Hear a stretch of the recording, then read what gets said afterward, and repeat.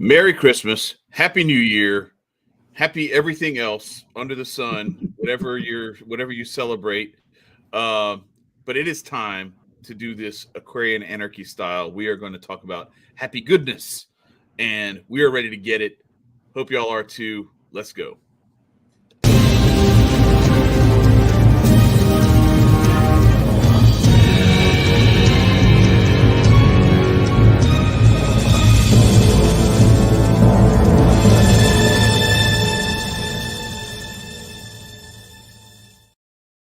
And our quote for the night is from Sri Ramakrishna.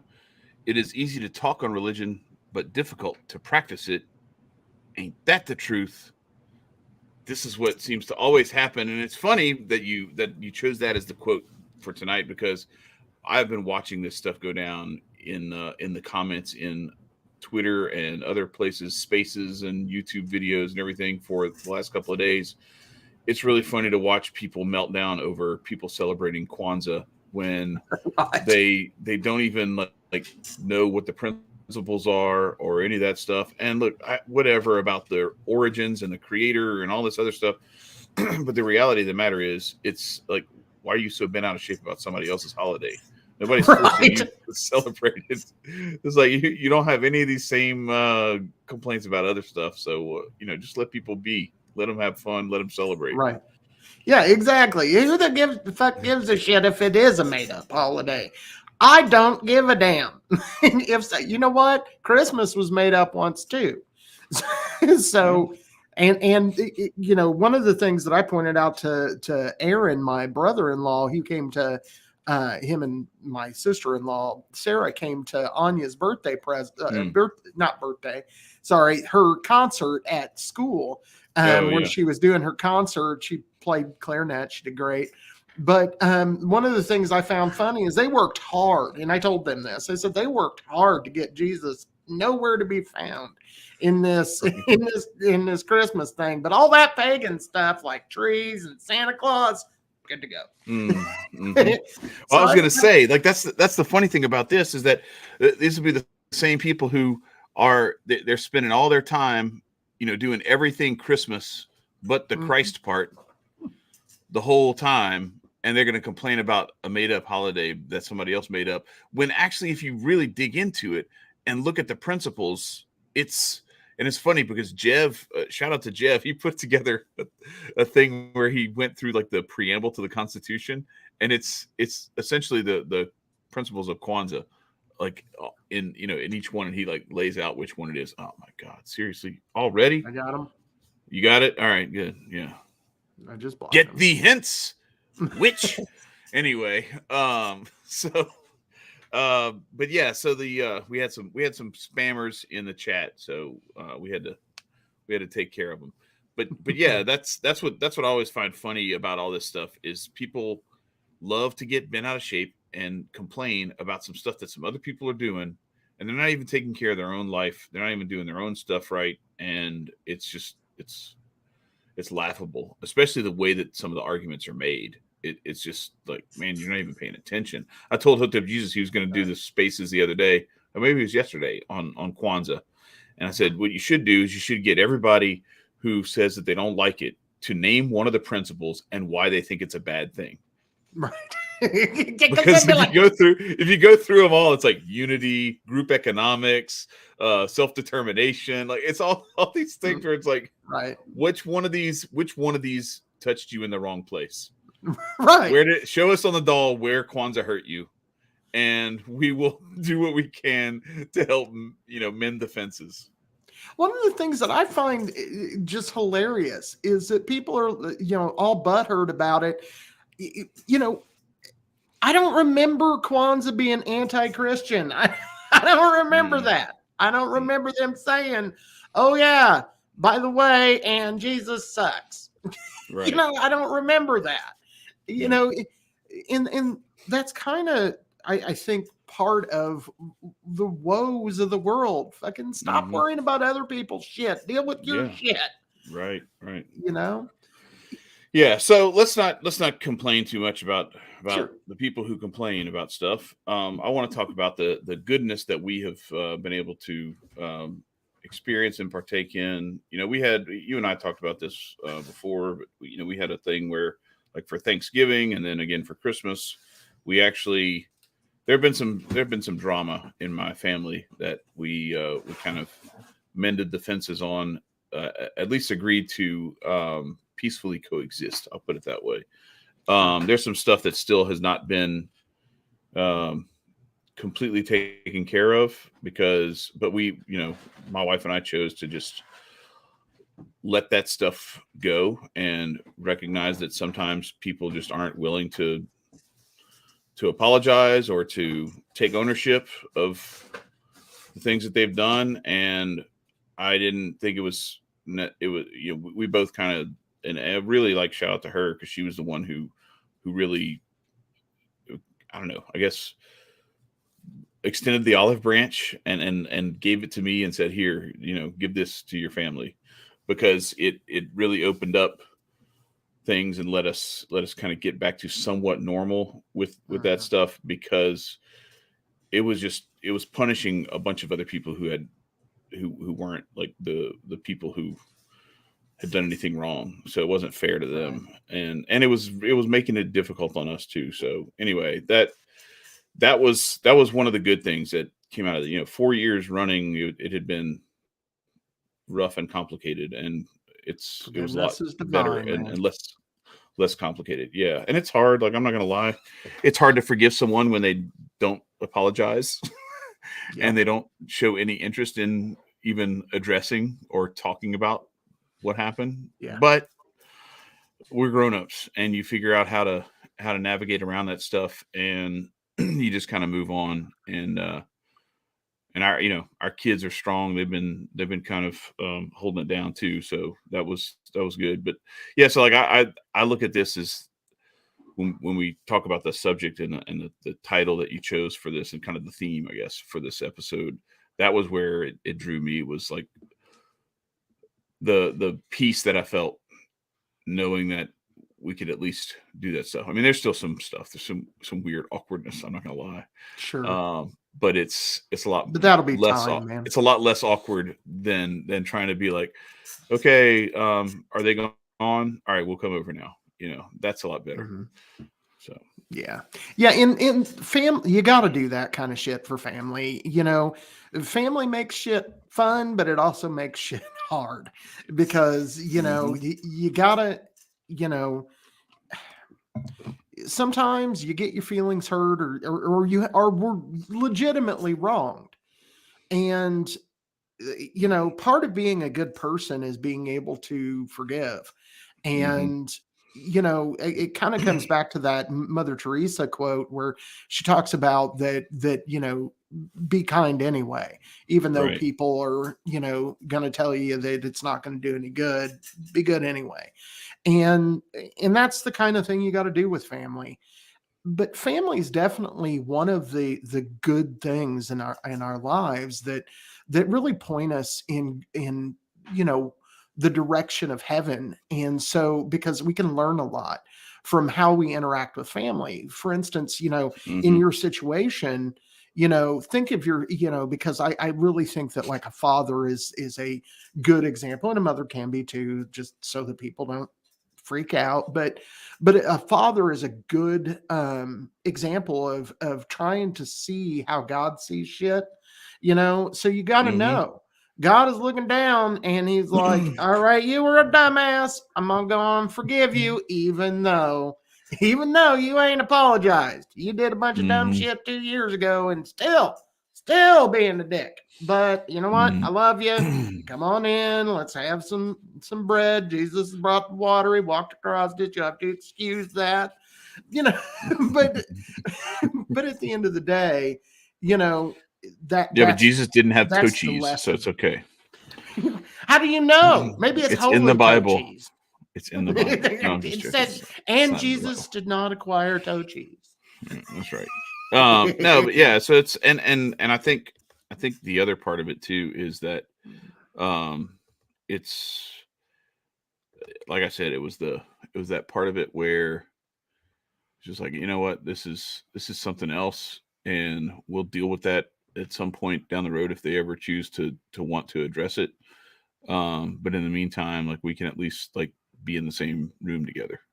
Sure. Because that hadn't happened in a long time. But anyway, so I that was good, but also like our families, thank God, like our families are healthy. People are doing well. That sort of stuff is going on. So there's a lot of goodness there. I've heard tell that our good friend Nicco, he got off work. I got to look and see roughly when it was. Let's see, that was about an hour ago that he was getting off work. So he said He he's going may to be join us. trying to join us late. So that would be a miracle in and of itself to have Nicco back in the fold. But so there's all kind of things to be thankful for. Thankful to have you guys as friends. Thankful for like our viewership and the Anarchs and the Anarch chat and everything. Like there's a lot of stuff to be grateful for, to be thankful for, and a lot of goodness to celebrate. But I think you were talking about also with this that it's about like there's a morality and a spirituality and everything that's associated with this term Sure. that you used for the title for tonight as well. So if you want to dig into that a little bit, or if you want to Sure. go into some of the things that with your Christmas that you're celebrating. Sure. I'll go into a little bit of both. So the idea behind this actually started right before I tape recorded last week. And for those who did not pay attention to that, I released basically it's kind of like a prayer circle. And the idea is to bring back the light. And this goodness had struck me the week before. We had considered doing this last week, and what goodness means to me. First of all, the words matter, and where they come from matter. Goodness, it comes from the word godliness, it being like God, being good, and therefore in the opposite of that, evil, it has its same root with Eve, going against God is the idea. It's not that Eve was this horrible, awful person worse than the devil, but going against what God has to say. That's where the word evil comes from. So it got me to thinking about goodness in general, as I was contemplating what I was going to do. And what that was I invited people, including, and I did it myself, to light candles for the solstice, which is an old pagan tradition to light candles so that the sun doesn't go out. And nobody really believed that the sun was going to go out, but that was the idea. And I don't know, man. You think that with all the QAnon people and everything else, you think there weren't some of those people who really believed they would keep the sun okay, you have a out? point. Yeah, that dumb has existed since the beginning of time. You are correct. You are correct. But the majority of people didn't actually believe that the sun was going to go out. So what I wanted to do is I wanted to invest energy into using the cycles of nature, because at this time, the cycles of nature are the light is growing. And with sympathetic magic, what you do is you take something like that and you use it and use the energy that people can physically see, that in psychologically that strikes them that the light is growing. Now, you might say, well, but what happens when you get to the summer solstice and it starts to dwindle again? Is your goodness going to go away? And the answer is you counter that by using the power of the fully fledged sun to drive it home and launch that shit off into the future from there. I will be doing a ritual myself at the summer solstice to do exactly that. I'm not going to need a bunch of other people to do that. I'm just going to direct it towards goodness and be done so that it finishes that cycle. So what goodness means and what I had contemplated is there are different kinds of goodness. There is intellectual goodness, which I think we define as ethics. It's the idea of thinking right, the idea of doing things that are ethical or that are right mentally. Stealing from people's bad, as an example. It would be unethical to steal from someone. And the second thing is compassion, which is goodness of the heart. It's having the feeling for other people and hopefully acting on that feeling, which would still be Like a compassion. connection. Yeah. Right. So that's goodness of the heart and goodness of the emotions. And then finally, there is moral goodness, or there is goodness of the soul, which is morality. And, not all of those goodnesses add up. Just because something is moral doesn't necessarily mean it's ethical. And just because something is for instance, something that would hit your compassion is like you notice that your neighbor has, really neat, set of, tools out in their house, and your other neighbor, they don't got nothing. Well, compassion would tell you, hey, they have tools they don't use, give them to them. That's compassion. That's goodness. It's also very unethical because you just stole from your one neighbor to give to your other neighbor. You ain't got no tools to give to your neighbor. But no, of course not. No, none of my tools. That would be, but no, seriously, that's the idea. Is that what we should be doing is trying to have all three of those, and I think that those ideas come out of the religious framework. Doesn't matter if you're a Christian. Being a good person is being a good person. Being moral is being moral, ethical, and compassionate. If you're Buddhist, doesn't matter.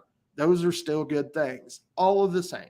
So what I want to focus on in the future is moving the needle towards goodness. And people will say, what does that have to do with freedom? And the answer is absolutely everything. Because to be free is ethical. You should be living an ethical life and teaching that to other people. That's what freedom is. It is unethical and immoral, and there is no compassion to rule over another human being. So anytime that you are moving towards goodness, of any of those things, you're moving away from statism, you're moving away from control, because good people don't do that. And it's shown biblically. You can find that all over the Bible, that where it teaches that the good are the free. One of the, I want to get into one specific story, and I know I've touched on it before, but this really struck me, and it struck me hard. My brother-in-law Aaron and I had a conversation about the Bible and about anarchism in the Bible. And he pointed out to me that the Cain and Abel story is absolutely anarchists versus statists. And he pointed out that you can see that by what they did after. The people who followed Abel were godly and believed and trusted in God. So they didn't need this master that and this society that was set up with a hierarchy like that happened with the people of Cain. The people that followed Cain, his descendants, they set up governments. So what that tells me is that, and so that's the conversation that I had with Aaron. What that tells me is that that all of the nonsense that we're experiencing as the state is today was planned by the forces of evil, whether you call it the devil, whether you call it Satan, whether you call it just evil spirits, whatever it is that you call the infinite negativity. What we call the modern state is the invention of the devil. And I was like, why are Christians not anarchists? This makes no sense to me we at know all. A few. Right. Shout out to Mark I know. Right. One of the best ones out there. Like, he's amazing on this subject. I don't know, man. You got to run for his bottom. Yeah. No, but I'm saying he's one of the best. Like, he's really good. Like, he's constantly going at that message of, like, listen, if you really believe in the message of Jesus, if you really are a Christian, if you really believe in Christ and you really follow Christ, all of this other stuff is not the way. I'll let you continue, but I want to, like, there's some stuff I want to. Okay, jump in, man. That's a good breaking place.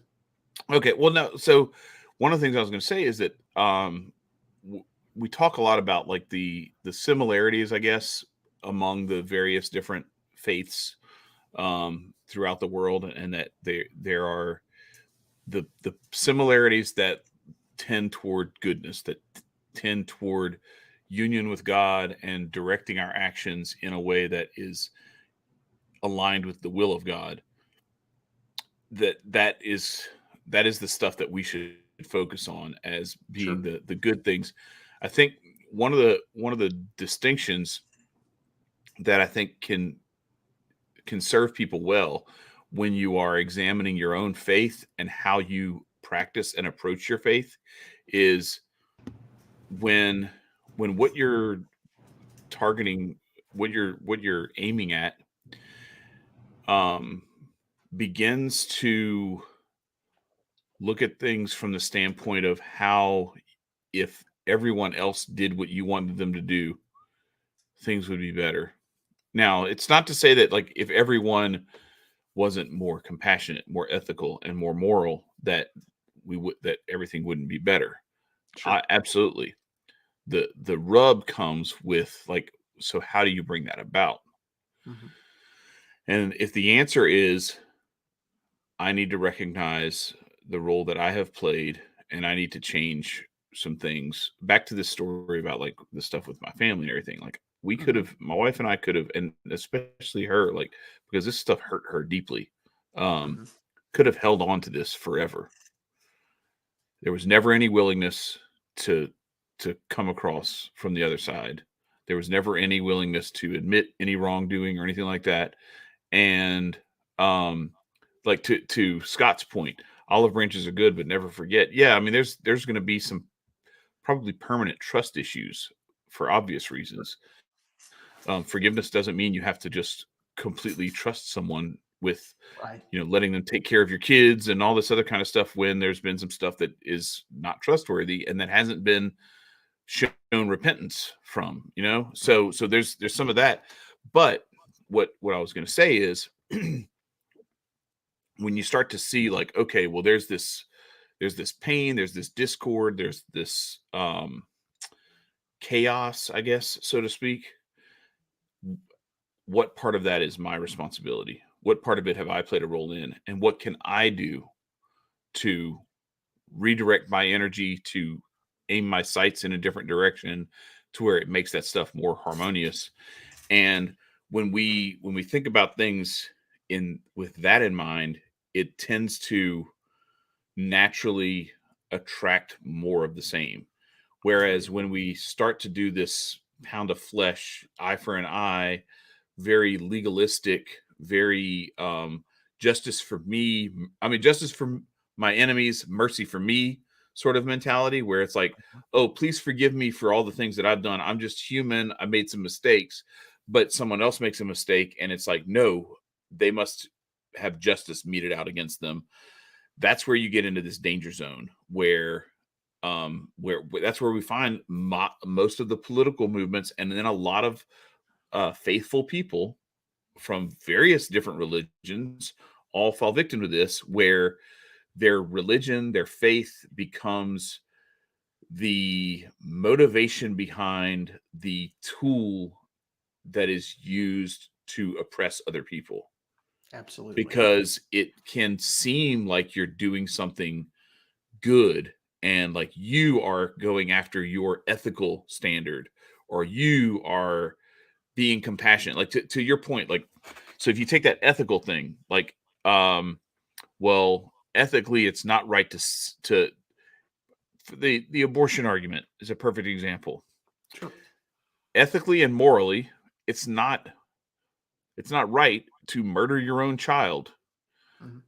However, if the answer to that from a Christian standpoint is this woman who, in the context of this broken world that we live in, if this woman is so hurt and so misled and so confused that she actually wants to murder her own child before it's born, if your answer is the best solution to that would be to force her to have this child and raise it, hell on earth is on its way if it isn't already here. Right. because what do you think the environment for that child is going to be Yeah, it's not going to be if that compassionate. child's not safe in the mother's womb, you Right. know? Unless Yeah. you force her to have the baby and then raise it. So that's number one. Then to now take the Greta Thunberg type of approach to things, which is, I think it's wrong that you're doing this stuff to the planet. So what I'm going to do is I'm going to take all your stuff that makes me mad about the planet, and I'm going to destroy it or make you trade it in for stuff that makes me happier about the planet, or whatever the case may be. When the solution is, like you said, my neighbor doesn't have tools or my neighbor doesn't have food, so I'm going to go steal food from this other place to give it to them. Well, that's not, and I don't want to get into the whole thing about like Sure. elitists and corporations and whether they're being, putting themselves in a position where it's okay to steal from or whatever. I get all that stuff where there's some like evil shit going on and we can feel justified in stealing from, that monster and using it to feed people who are starving. I get it. But what I'm saying is from a true ethical and moral standpoint, what we're called to do, in my opinion, and according to my faith, is I am called to do better myself. Yeah. And to do whatever I can to provide that stuff without having to steal, because otherwise what you end up doing is as soon as you start down that path of the solution is to become the evil that you are fighting against, or a different form of it, is you are just perpetuating the cycle. And that's the same argument for the anti-abortion folks who want to make it illegal and throw people in jail or have them hung for, or whatever their remedy is for how to stop this. What they want is they want to be able to say, no, I just want the abortion stopped. Okay, yeah, but how? Like, I want armed robbery to stop. So how am I going to stop it? Probably going to have to shoot somebody. There's not like some magic switch that you can flip that just is like, oh, you know what? All of a sudden, I don't want to do armed robbery anymore. Unless you go the Neuralink Elon Musk route, where you take over somebody's brain and their thoughts. Where's the ethics?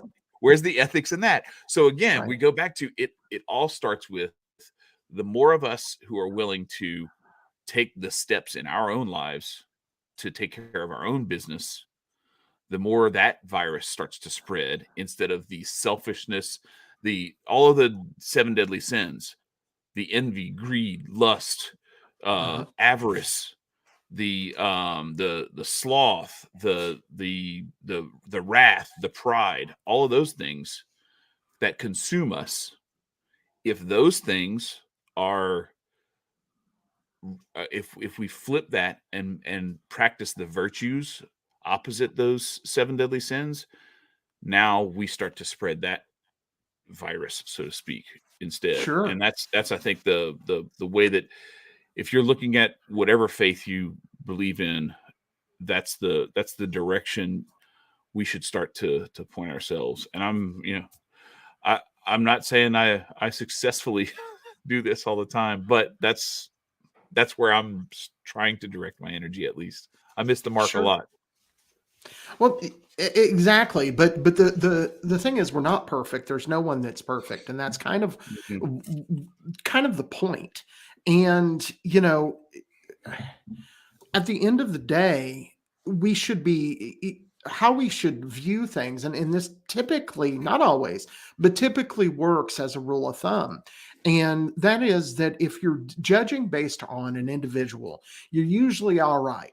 If you're looking at one person, this person needs this or needs that or whatever it is. But when you start collectivizing, when you start saying things like all of these people, then you start, and that could be black people, that could be women, that could be, it could be men, it could be, people with blonde hair, whatever it is. Cis, hetero, white men.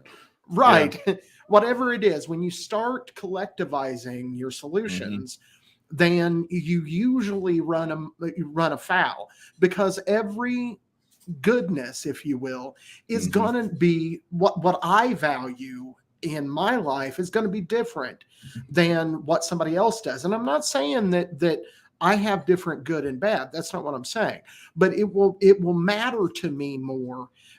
For instance, if something, God forbid, happened to a family member, I might be hit pretty hard. But somebody that, like, for instance, my dad just died.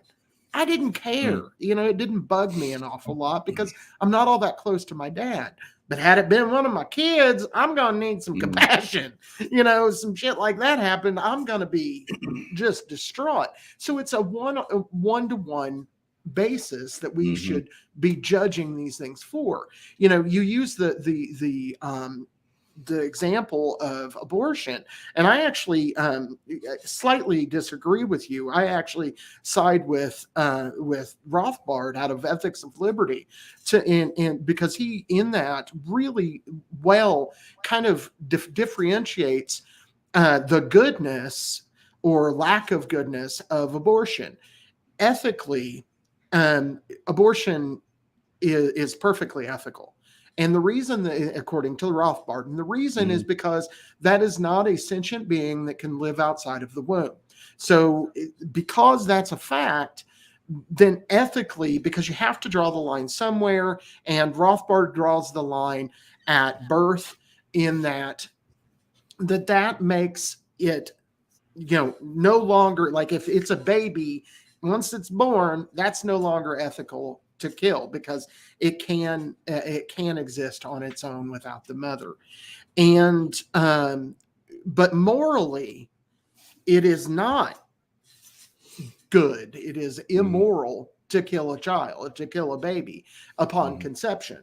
Morally, the God sees that as a child when it is conceived, as soon as there is a sperm that unites with an egg, just to be clear.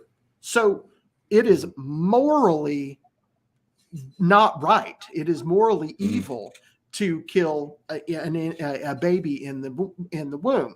And, but again, it is a one-to-one comparison. What if the mother's about to lose her life? What do and the baby isn't born yet? Is it then morally justifiable to kill the child? And Rothbard again makes the argument that yes, it would be morally, because that becomes self-defense, and self-defense is obviously going to be something to defend yourself. Now, you can make the argument that God would, if he wanted you to die, and blah, blah, blah, blah. So again, we need to make these kinds of decisions directly with one-to-one person. We damn sure don't have some elected butthead in either, for me, Indianapolis, or somebody in Washington, D.C., making these kinds of decisions. We cannot collectivize any of these kinds of decisions as it relates to goodness. So that would be my take on the abortion issue, that it for me is ethically sound, but it is morally unsound. And so I would disagree with it. And I think that someone who has gotten an abortion needs some moral fortitude. They need to be worked with on a moral level. They need to speak with a minister. They need to speak with a spiritual leader of some kind, because even if they're okay with the abortion, there's a part of them that knows they did something wrong. And so it is a moral obligation to seek out some kind of help if that has happened. And even if it was a self-defense kind of situation where the mother was going to die, or, was raped, or whatever the circumstance was. And again, to your point, though, do we know, and do we have all of the answers? The answer is no. I know what answers work for me, and Chad knows what answers work for him. And we could still be wrong, but it damn sure, I don't know. I have an inkling of what's good for my wife. I have an inkling of what's good for my kids, but I don't know. I don't have the full understanding of what's good for them and what isn't. And so what is good and what is bad generally is better if we are looking at it individually. And you can say, well, but don't you collectivize stealing? Don't you collectivize murder, with war? No, I don't know anyone who is a victim. I mean, there's Right. lots of people. There's lots of people who are causing war that have all kinds of good things happen, but I don't know anybody that is in the middle of a war zone going, and if they are, Right. they probably got screw loose. So there's that one again, guy that they keep bringing to all the award shows and everything. Right. And speaking of evil, his dumbass just got hooked up with the World Economic Forum. Big shock. Well, I was going to say, like, I think maybe officially, Yeah, exactly. but they had a deal in principle for quite a while. For sure. So if I may, on this thing about, and I don't want to drill down too much on the whole abortion thing, but I think so. I don't think necessarily like we were disagreeing so much there. Sure. I think we were on the same page. I do. Yeah. I would say that at the very least, the abortion thing is ethically fuzzy. I don't know that it's as cut and dry as Sure.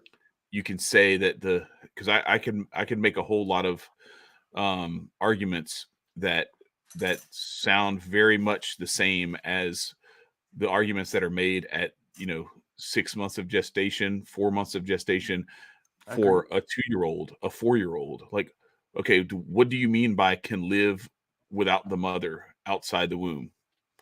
Like, tell me a 2-month-old that can live without the mother. Like you know what I'm saying? Like you have to have some other stuff. You have to have someone take the role of the mother if the mother's not there. Now, obviously there are mothers that die in childbirth, and so there are kids who live without the mother, quote unquote. There are mothers who die before the child is born, and the baby is somehow birthed, extracted, whatever, as the mother is dying, and the baby lives on. Like there's a lot of different gray areas with this. At the very least, it's ethically ambiguous. But yeah, morally it's wrong. I think the issue for me has always been less about that than about if you're going to try to make policy around it, what the hell are you going to do about it? I think that's the key.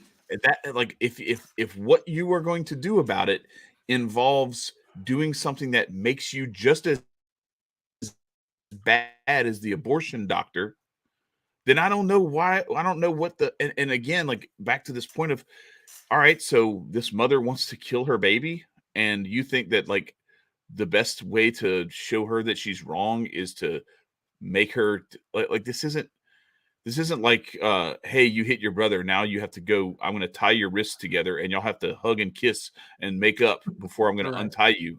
Like, this isn't that simple.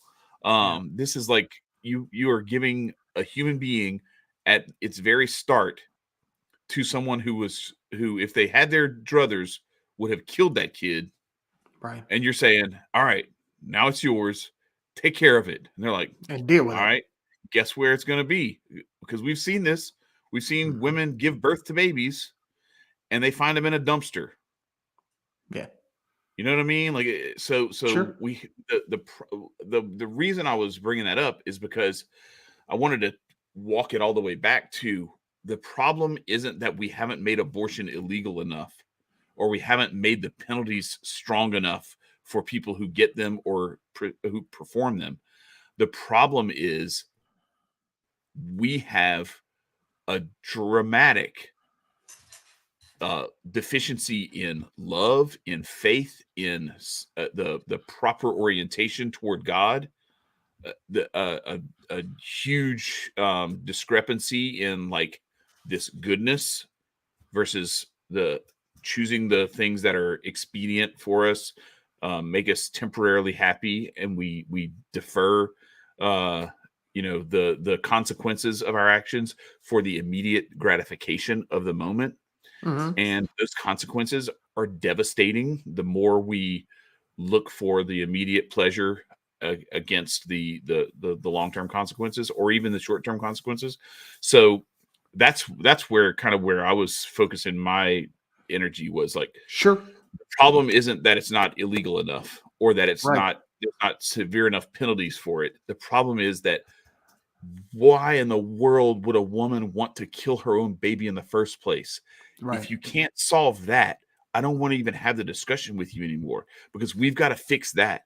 And I know that's like a 9 billion pail fireman's carry. I get it. But we got to carry the water. Yeah. We got work to do. And it starts with us fixing us and how we love the people around us and how we love outside of that. And then how we kind of engender them loving the people around them more, and starting to cultivate that goodness spreading like a virus, instead of this other oppressive sort of mentality that ends up creating more and more of the same. Exactly. And in what you're talking about, we have kind of proven the point of what I had just said, because what we do when we try to set a policy, regardless of whether, take aside that we're anarchists, what we've done is Collectivizing it. collectivized it. Mhm. We have, it has to be a one-on-one decision. And that's what, in my mind, that's what kind of separates people like us, anarchs, from the typical herd. One, we ain't belong to any herd, and number two, we don't collectivize, and we see the error in collectivizing, because even you and I, with this subject, which we actually agree on, could not come to an exact agreement about that topic, and you and I agree on almost everything. So the fact that you and I cannot agree about it entirely, granted, I think we very can't close. agree that we agree. I think we do Right. agree, but no, I'm with you. I know what you mean, that it's not like we can't agree specifically on each detail. Correct. So why And would we because make some collective policy that correct, enforces one thing on both of us? correct. And that's the Mhm. problem, is when you start ruling folks, you start wiping away goodness. Mm. You start getting all of that going. And I also want to point out something that I noticed as I've been thinking about these particular ideas of goodness. One, there is a couple sets. There's one by itself, and the other two are together. One is, we have human goodness, which is ethics and compassion. That is a human idea. We are not, as a faithful person, we aren't supposed to rely on human rules, human goodness. We're supposed to rely on godly goodness. We're supposed to rely on morality. Mhm. And that doesn't mean that ethics and compassion are not important. They are. And I think that you can get to a semblance of morality if you're an atheist using ethics and compassion. You can get there. But Mhm. those are two different sets. And in my mind, the moral goodness, the soul's goodness, supersedes the ethical and the compassionate. Now, I personally don't know where if it is, like 100%. These are this is the way that it is moral, where generally ethics and compassion don't agree, particularly compassion.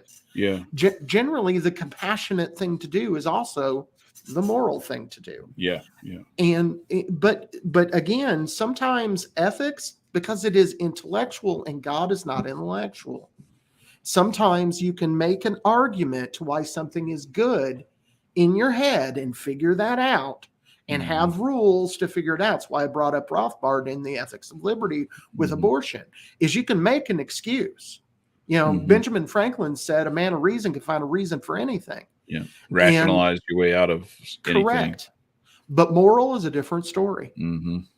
If it is moral, but only you can decide what is moral. You are the only Mhm. one with your link to God, because that's it. And so you only work with yourself. And that's the downside to morality, is that you can have a set of ethics that a group can understand. You can have a set of compassion that a group can understand. Morality, on the other hand, is a singular event. Your morality may not be exactly how I understand morality. Now, I would argue that God has an ultimate morality, that there is an ultimate understanding, but I didn't talk to God this morning, so I don't know what the fuck that is. Mm. I have some inkling. I've got some people that have told me, hey, these are the things that we think that God has said, these are moral things. You can look to the Bible, you can look at Buddhist stuff, you can look to a bunch of different teachings to get some kind of idea of what morality is. But really, that is your decision. And again, I think when you start collectivizing morality and goodness, you lose it. Mm-hmm. Yeah, yeah, for sure. And I think that's one of the things that's been fascinating about doing this show with you and Nicco. Like when we first started doing this, we were doing this stuff where we would just like, and I still like this stuff where we go through an article or two and we dig Sure. into it, but that we started down that path, and then it was like it very quickly became this thing where I think we both felt like we would have these conversations off the air, and they were deep and fascinating conversations. Mm-hmm. And then we were just like, why are we Having those off the air. why are we keeping these off the air and not Right. doing this? Obviously there's certain things that we're probably not going to talk about, Sure. in front of you guys, that we would talk about to each other one-on-one. But for the most part, like we try to be a somewhat open book with Mm-hmm. these conversations, because I think it's valuable to there's a lot of stuff. So I'm just going to bring this up because this is going on right now. I don't know if y'all saw it. If you're not familiar with who Andrew Tate is, you can go look him up. He's going at it right now with Greta Thunberg on Twitter, and it's funny because he's one of these like premier alpha male masculinity guru types or whatever, influencers. And in my humble opinion, he's a colossal douche and a horrible influence. I think there's some stuff that he says, that he talks about, that can be very valuable for young men and navigating this toxic landscape that exists in the like dating world and everything else. But I think by and large, what he's doing is he is effectively the Wolf of Wall Street when it comes to masculinity and the dating world and all that stuff. And so it's like, okay, so can he make you more successful at getting laid, more successful at getting more women, make you more successful at making more money, or all these materialistic things? Possibly, maybe even probably. Is it going to eat you alive and destroy you from the inside out? I think so. And if you really want to see like the real, like, look at that dude, look at some of the stuff that he says. He said he put something out on Christmas Day, and it was basically like, you're a loser, you'll never be as good as me, all this stuff. And it's like, it was like he was projecting his own insecurity on his whole audience. Wow. And now he's doing this thing where, and so I put out I put out a tweet. Like, there's a part of me that feels a little bit bad for it, but the other part of me that like thinks, okay, maybe if he even reads it, it might be the little dose of humility that he needs to hear or whatever. But I was like, how do you prove that you're the most real, the most masculine man in all of masculinity? Argue with a teenage girl. Exactly. And because like he's but the other thing I said was like, if Ben Shapiro was a kickboxer, his name would be Andrew Tate, because that's what they do. Like, he's the same as Ben Shapiro to me in that respect.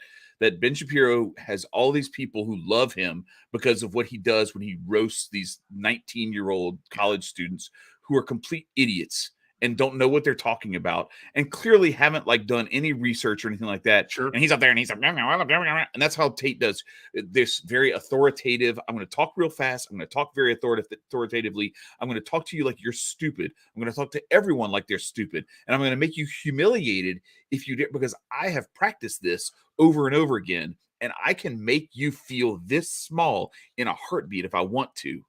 And so what I'm going to do is fuck compassion, fuck ethics, fuck morals. It's all out the window. All that matters is me winning, and I'm going to win at all costs. And I'm going to make you feel like you are worthless as a human being to show you how awesome I am.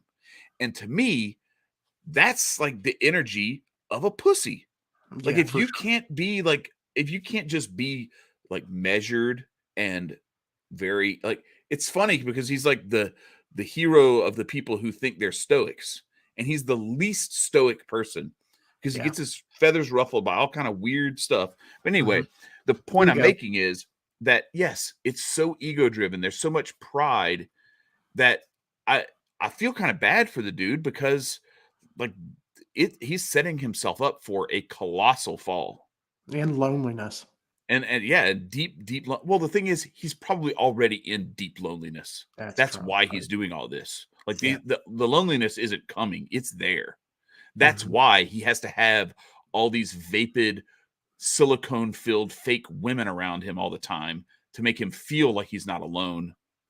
Because the reality of the matter is, and that's why, like, shout out to Jev who put out that that little meme the other day where he had like, this is the girl you want.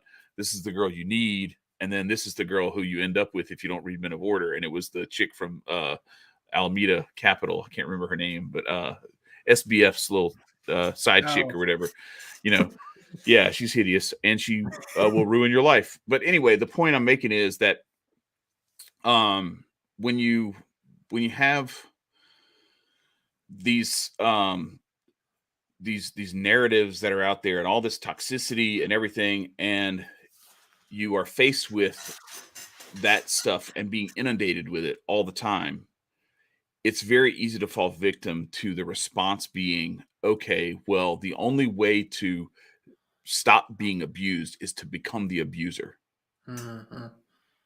All the time. And that's how so many people who abuse people are people who were abused. Yeah. Because they haven't figured out that there's another option. And the other option is to put up boundaries around yourself and defend yourself from abuse and not allow yourself to be abused, and to be strong enough to stand up for yourself and not be abused. And then also to not push that abuse downstream of you, and to just take it out on the next lowest person on the food chain because you can. Right. And what this tends to feed into is that you have a lot of young men who, because of the way that society is, whether it's fathers not doing their jobs and putting all that responsibility on mothers, then also like the feminist agenda and the media agendas and everything that has made masculinity seem stupid and bad and evil and wrong, and all of the things that make it to where we have this confused culture of young men. It's very easy to fall victim to like, okay, well, the way to be a real man is to be like Andrew Tate. And let me listen to him, even though he's going to make me feel humiliated all the time. It's going to make me stronger, and I'll be okay. And I'm going to be stronger, and I'm going to come out on the other side of this. It's leading those young men down a path of destruction too. For sure. And it's controlled opposition. This is, they don't want, the people that are in charge of the world, as they don't want people listening to strong male voices like yourself or myself. They don't want a man who does this thing called respecting his wife. They don't want a man who cares what his kids do. They don't want a man who actually stands up and is a man, goes to work, does the things that he needs to do to supply his family with comfort so that he can give them Christmas gifts, and so he can do all this craziness that he's going to do and give them food and all of that. They don't want that. They want somebody who they can tear down and Mm-hmm. show how awful men are. So these people that are following people like him and trying to emulate what he does, are absolutely falling for the control of the state and of the media and all of Mm-hmm. the negative, evil practices that are out Mm-hmm. there. The thing that people should remember is that Lucifer was the most beautiful angel until he fell. Remember Mm-hmm. that. Remember, he's beautiful. He's all of that in a bag of chips, but he made poor choices. And what poor choice did he make? He made the poor choice of pride. He made the poor choice of envy.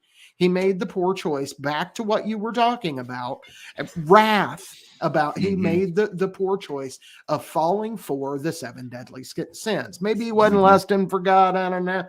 Maybe him and God were trying to have a little thing on the side. But I don't think so. a joke. No, I But think it was pride. I mean, that was yeah, the one and that gets us envy. all. Yeah, yeah. Pride and envy. Yep. But even, I mean, and I always go back to, like, pride still finds itself at the root of all of that stuff, because even envy is, I'm envious of this because I think I deserve it. Why do I think I deserve it? Because of my pride. You know what I mean? Right. So, like, yeah, every one of these things is like, there's a Agreed. pride thing at the center of it. Wrath is like, I'm going to lash out because I feel like I've been wronged. Why do I feel like I've been wronged? Because I feel like I deserve better Agreed. because of my pride. Like, it all goes Yeah. back to pride. Well, and that's because pride is the tool of the ego. At the end of the day, psychologically, there are a dozen different things going on with everybody. And I'm not trying to give psychological advice. That's not where I'm at. That's not what I do. And if you're looking to me to sort your brain out, you have chosen poorly. But all of these things are ego driven, and the ego is the part of the human psyche that is earthbound. It is the part that is here. It is the part that is concerned with things that matter only here. It is those things that transcend this world, that take you to a higher place.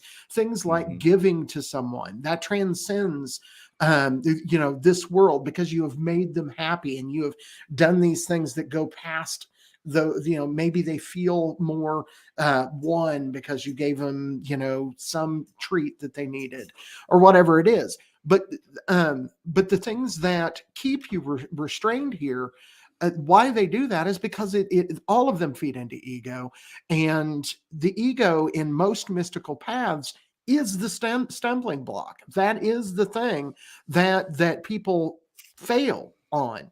It is the thing that when Crowley talks about crossing the abyss, it is the ego you have to set aside. You have to be able to say, and ego isn't just so people are aware, isn't just things like pride. Ego is also the identifying of yourself as something separate from God. That is also part of ego. Yeah. And because you right. And because of that, you start thinking, oh, I can be just as good as God at this, that, or the other thing. That's ego. And again, well, it's remember, also what leads us to think that we're not worthy of God. Right. Is Sure. We separate ourselves from him, and it's like, it's our pride and our ego that gets us in that mode of thinking, where it's like, well, how can you think that you don't deserve to be united with God when he's still, like, there inside you, right, like, keeping you alive and everything. Right. And that's one of the things I like about the Hindu / Buddhist saying of namaste. It's a greeting, and what it means is I bow to the divinity within you. And I love that because yeah, it's like the divinity in me greets the divinity in you. Right. Yeah. Yeah, I love that. And I've always thought that was a really good way to approach everyday conversation, is by starting with, hey, you're a child of God. That's cool. Let's move on. And so I think that as we start to move away from the evil and the chaos and the disruption that these evil people like Klaus Schwab and like Bill Gates and all of the people, exactly, all of the people that are trying to control everyone's lives, as we start to move past that, because I do believe we will move past that. When people say that, I'm not hopeful right now. Like, I don't think that this year is going to be a great year, but I think that it could be, and I think that the salvation, if you will, is by denying evil, is by saying, you know what, it is wrong to steal from folks. Regardless, it's wrong. You don't do it. It's wrong to kill people. Don't do it. Obviously, when we're talking about some of these things, we're not talking about self-defense. So for those people that are going to freak out, oh, but if somebody breaks in your, okay, yes, that's different. That is a different thing. Aggressive violence is wrong. And murder, and by defending yourself, that's not murder. Right. That's wrong. Murder is wrong. But it is also wrong to force somebody to do something they do not believe in, to do something that they 100% believe is morally corrupt. That is wrong.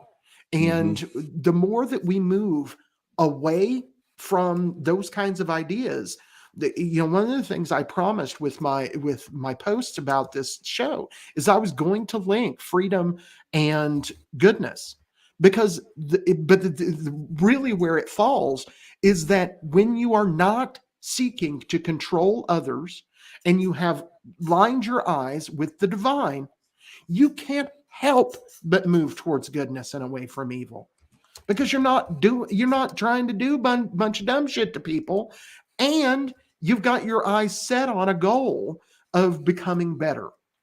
So if each of us would just commit to trying to be more moral, to be more ethical, and to be more compassionate, the world would exponentially grow towards goodness, away from government, and into a more anarchist society, because you have to have a moral society to have an anarchist society. It cannot exist in a immoral reality. It just cannot. So I believe we can get there, but we have to get people opposing the things that are evil. So what I do isn't complicated. It isn't, I just try very hard to, does this ethically, morally, and as it relates to my compassion, is it right? Is it good? And the answer may be no. Be prepared that you're not perfect. Be prepared that you're going to go, no, that's not moral, but goddamn, I need to do it anyway. And that sucks. That means you failed. But give yourself a break. We're human beings. Try. Well, I can't find the quote. I was looking for it, but there was a quote that you told me a long time ago. Pretty sure it was Voltaire, but it was about like you can't make me virtuous. Basically, I don't remember the rest of it. I don't remember which one you're talking about. It's basically like you can't. It's basically like you can't force me to be more virtuous, because like I'm not. It sounds like something that Voltaire would say. What's the virtue? What's the virtue if I don't have a choice in the matter? If I didn't choose whatever it is, and it's much better if it's the quote, because he's smarter than I am and he's going to say it better than I will. I don't remember the quote, so. But essentially, the point of what it's getting at is that, like, when you try to make laws that are based on virtue, you start to, or morality or whatever, where it's the ethics part of it is where I think the stuff becomes, that's where it gets confusing for people, is that what government would supposedly be if it were all voluntary, right? Is it would be based purely on ethics, because it would just be like a way of being the arbiter of, okay, look, we found out that yes, this person did steal this from this person, and ethically that's wrong. So we are going to set that back ethically Correct. We're going to make the victim whole, whatever the case may be. Right. So the problem gets into it where now you still have. Oh, Nicco said his boss kept him after, so he's still in his car. So we'll see if he gets here.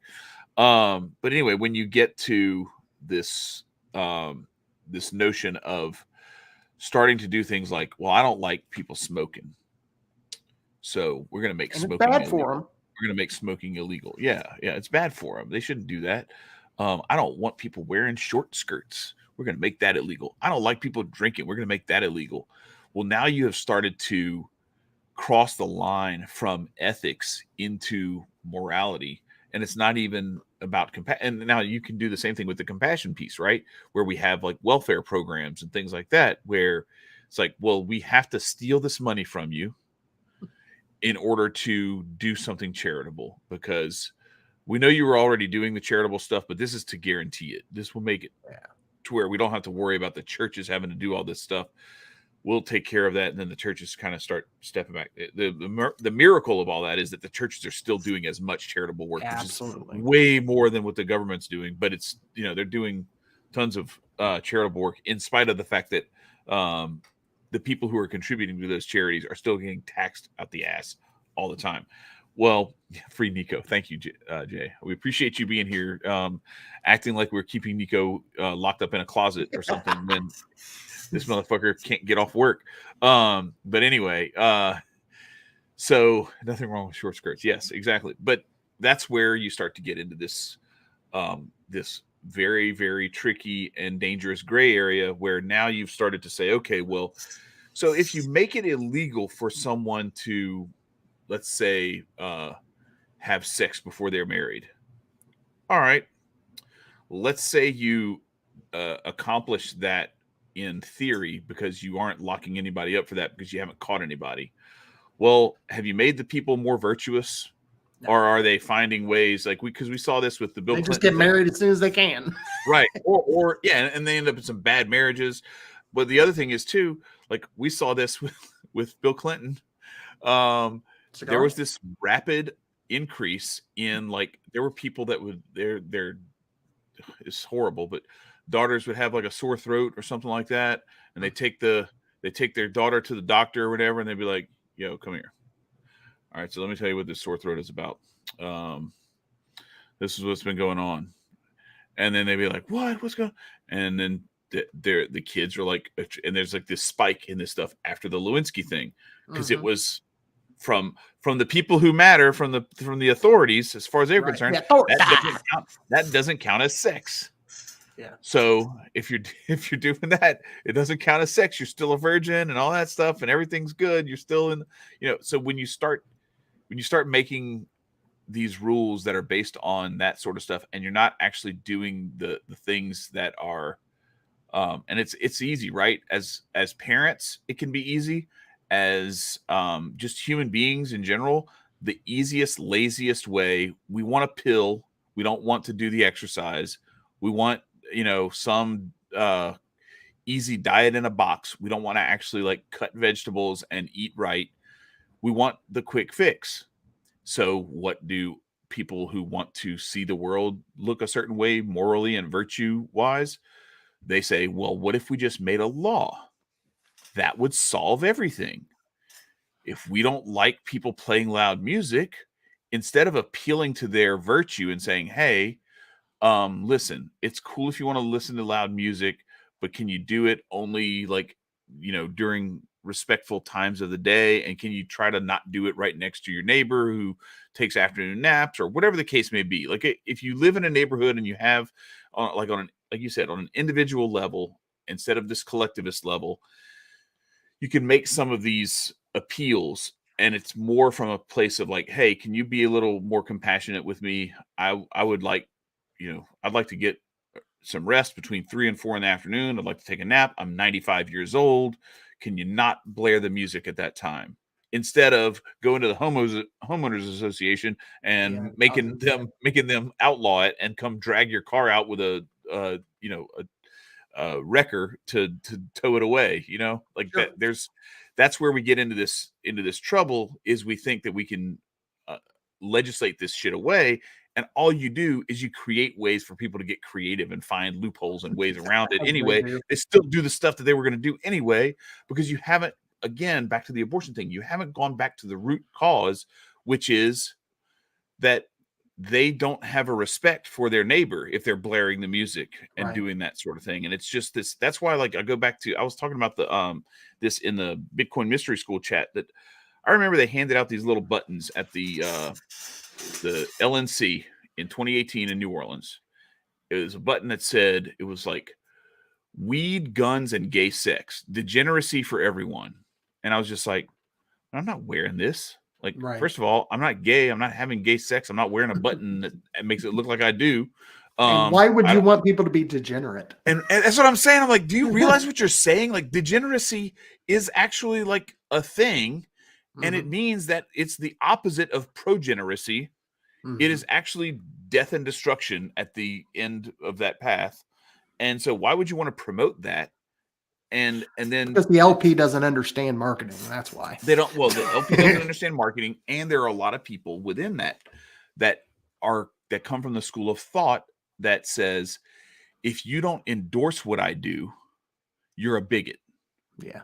And it's like, no, listen, I might say that I don't think you should be locked up in a cage, but I would also, if it's just me and you, I'm going to have a conversation with you about that. If I feel like we have established enough trust and understanding and love that I can have that conversation with you, that like, hey, I think that, you cutting yourself is probably not healthy. Right. Like you might think, why would you want to self-harm? Exactly. So like, but I'm not going to try to make a law against it, because that's just going to make it to where you're going to find some creative way to do something else to yourself. Right. Or maybe you're just going to kill yourself. I don't know. I don't want to pursue that type of outcome. So the Jay says, wear the ribbon. Yeah, no, I'm not doing that. But anyway, the point I'm getting at is that when you start to approach things from the legalistic standpoint, now all of a sudden it becomes this confluence where people blur those lines and they don't know the difference anymore. And so now that's why you have the equal and opposite reaction naturally and necessarily is, you must endorse all this stuff and you must come outside and march with me about this stuff. You must walk around holding up a sign that says sex work is work, even though what you really want to do is talk to some of these people and be like, hey, are you okay? Like, are you doing this because you really, really like the work, or because you don't feel like you have another choice and you're letting your body be abused by people who would just as soon throw you in the trash can like a disposable sex doll if they could? You know what I mean? Like there's some of that stuff where like I know there's some, some of it that people are doing where it's not that way, but there's a lot of it that is. Sure. And so like to get all this stuff all lumped together where it's like, if you don't support and endorse and jump on board with everything, then you must be the same as the statists who want to throw us in jail and have us, killed or whatever, imprisoned for it. And I'm like, no, I can think something is not good and also not want it to be illegal. Right. Yeah. And again, I think it comes down to the litmus test. Are you dealing with person one-on-one, or are you collectivizing? Yeah. And I really think that is the linchpin. And one of the things, back to your example about talking to your neighbor, trying to get the music down and why have you, one of the things that is an interesting side effect to that is this, we're talking about that is in essence the free market in its purest form. You have gone to them with an issue and they play their music too loud. You get over there and it gives you the ability to possibly make a friend. Right. Yeah. If your biggest problem with your neighbor is to play their music too loud, you probably got an all right neighbor. And so you get over there and you find out that the reason that at 3:00 they blare their music is because their mom died and they love that music. All right. And it's an honor for her.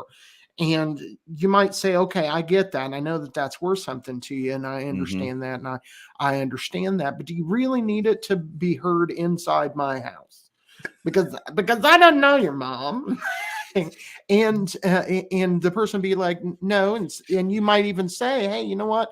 I'm sorry your mom died, and that's awful. I like that song, Mhm. and next time I hear it, I'll think of her, and that's cool. But what can we work on?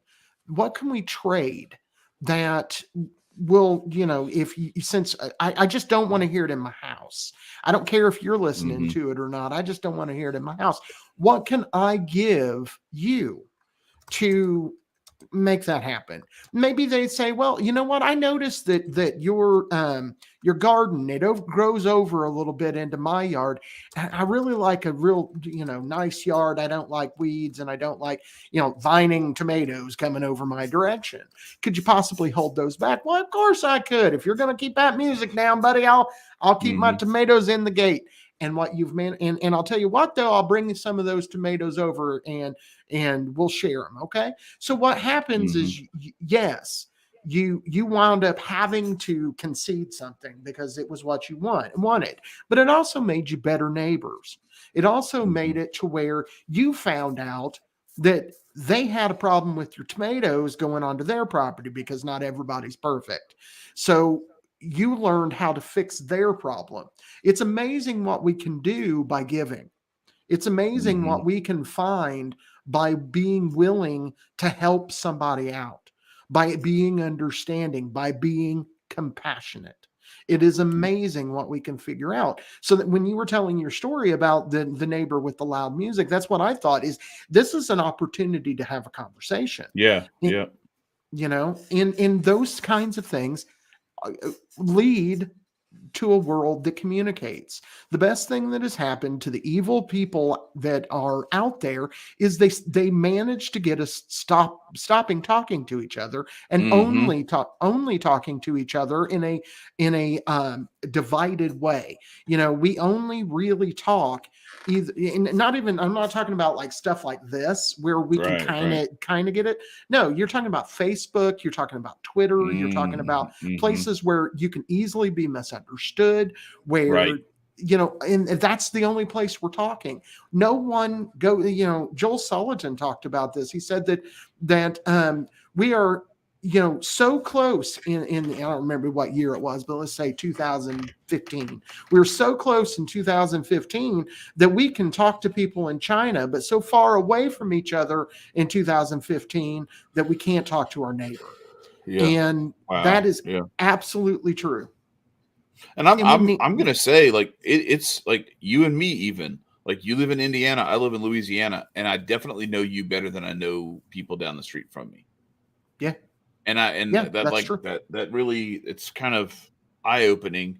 I mean, I'm not gonna stop hanging out with you so I can Sure. go, like, um I'm cooler than your for, neighbors. force my way into, yeah, yeah. I mean, well, but that's one of the things I was gonna say. Like, part of what is better about this is that now we're not just limited to our physical proximity, Correct. but it doesn't mean that we should completely eschew our physical proximity for these online only type of relationships that is Right. not really real. You and I, and, like, the stuff that we have with, like, all the Hotep Nation folks and some of the conscious conservatives and everyone else, that's a little bit different because we actually do have conversations. Like, I called Jeff on his birthday, Right. and, like, like that. There's stuff when you got people's phone numbers and you can actually call them, and you're talking to people, and you reach out to them to check on them, make sure they're okay, all that kind of stuff. It's a different vibe than just Facebook and Twitter fingers, For sure. that kind of shit. But I get, like, what you're saying is absolutely true. Like, there are people who will literally spend, like, all day on Facebook arguing with somebody who they've never met, they don't even know, who's like a And friend don't of a like. friend of a friend of a friend, who they hate, but they love having that argument and dunking on them, as far as they know they're dunking on them. That's why, back to, like, Andrew Tate and Ben Shapiro, like, they love dunking on these little, third graders on 7.5 foot goals. But, let them go play against, like, a high school basketball team, and they're going to get annihilated, especially Ben Shapiro, because he's short. But no, but it's silly to do that and then, like, ignore your family while you're doing that. Like, Right. you're not even hanging out and doing stuff with the people around you, and you're spending all this energy and time on people you can't stand. Right. So, Nicco said he's coming in. He's all right. So let me get him patched in real quick. Hang on. Go ahead. So yeah, and I think that one of the things that we've done is like our neighbors, like we have, so people know. I constantly talk about our neighbors beside us. That's because I live in front of a church. There's a church across the street. I can't give to them neighbors. But we gave to 4 neighbors cookies on Christmas. We invite our neighbors in. My goal for Father's Day eventually in Lapel is that it's a thing that Lapel does Father's Day. That's my goal, is that everybody's getting together and barbecuing in the backyard for Father's Day, and everybody is communicating. That's my goal, because I want to build my community, and I think that's the way to do it. And so what we have to do is we just have to put down the phone. People will notice that for Christmas, I had some Christmas stuff. If you paid any attention, they were preset. Like, I didn't time shit. Those were preset to release. I wasn't on my fucking phone. There were some very specific timestamps for those things that are like whole number minutes. Right. Yeah. They came out when I programmed them to come out, because I did not spend my weekend with Twitter. I spent my weekend with my family. Like I was telling Chad before we got on here, I played Cards Against Humanity, and my good friend Chad bought me a new deck, which my wife and I cheated with, and we used the new deck and was funnier than fuck. And all right, so we have released Nicco from. Yep, we have released him from his imprisonment. What's up, brother? You're muted. You're muted, buddy. Can you hear me? Yes. I can. Oh, why I walk into a slavery conversation? How did I get released? No, Jay said free Nicco, and we were like, we don't have Nicco locked in a closet. Chill, bro. Oh, yeah, no. Hey, everybody, I just got back home from work in a near-death experience. Oh, shit. No near-death experience. What? Yeah. I just finished. I'm almost done finishing painting the house, and oh, nice. My boss was driving. She had an aux cord, and I guess I was talking a little low. I was like, "Can I grab this aux cord thingy?" And then she was like, "Oh yeah, go ahead and grab it." While driving, damn near like 40, 50 miles an hour, and I'm like, "Oh, there's a car approaching very fast. Please watch out!" And she swerved out of the way, and then we just sat over at her people's house so she could calm her nerves. I'm like, I made it, guys. Hey, I'm glad to have you here, brother. How was Christmas? It was good. It was good. For the most part, got to spend time with my family. Got to kick it with the young lads, as in my siblings. Always a pleasure. Always a pleasure to kick it with them. Yeah, hold on, wait. Y'all just go. I really look like I got my paper signed and everything. I'm sorry. But I've been good. Christmas was good. I hope you guys all had a Merry Christmas as well. If you don't believe in that, Happy Kwanzaa. If you don't believe in that, well, have a happy holiday. Don't depress your lives. Don't do that. How was you guys' holidays? How's it all going for everybody? Very, very good. Yeah. That's what's up. Yeah. I miss you all. Man, I've been really, really trying to work on this schedule. And it's been whooping my ass more so than me working on it. So I'm accumulating things together. Hopefully, after this new year, I can get rid of like a few more things and I can officially call myself a free man. Oh, wow, that didn't work. A freed up schedule. Free schedule. Let's go. Well, it does look like we're going to hit the ground running in 2023. We've got already 2. We've got sects. That's sect as in like sect of Christianity. Sects RX, and which is a musical group that are anarchists and actually wrote a song about us. They're going to be inspired by us. And they're going to be here on, I think it's the 15th. one of the Wednesdays coming up, and the other one can't be the 15th. Must be No, the you said it was like the 18th. 18th was one of them, and then there, yeah. 25th is Amy Okay. Amaratsu Solar is Right. going to rejoin us, and I'd like to get Jeff on the right. I'd like to get him put in sometime soon too, because he's talking about coming back on. Been talking about anarchy lately, and I'd like to have a little touch up. I'll get him. I'll hit him up. Yeah. Cool. So we're going to be hitting the ground running, Nicco. So I look forward to it. I'm looking forward to it as well. Because I did quit my other construction job and now I'm starting a different construction job, but we're looking at it being in my name instead of me working for somebody else. Nice. So, construction project management is going to be solidified under the belt, along with some couple other certifications. Who said you need college? I'm not knocking college. If you believe in college, kids, go to college, but know what you're doing with that afterwards. Right. But didn't you just finish taking some classes, or did you? Yeah, so it was more construction classes via my aunt. Okay. And I basically have OSHA's. I could move anywhere and basically have a job, to be honest. Well, I could be a flagger in Ohio or anywhere else. Like, I got my flagger certification and got security certification, Bradford. Yeah, I got certified out the wazoo. And that's awesome.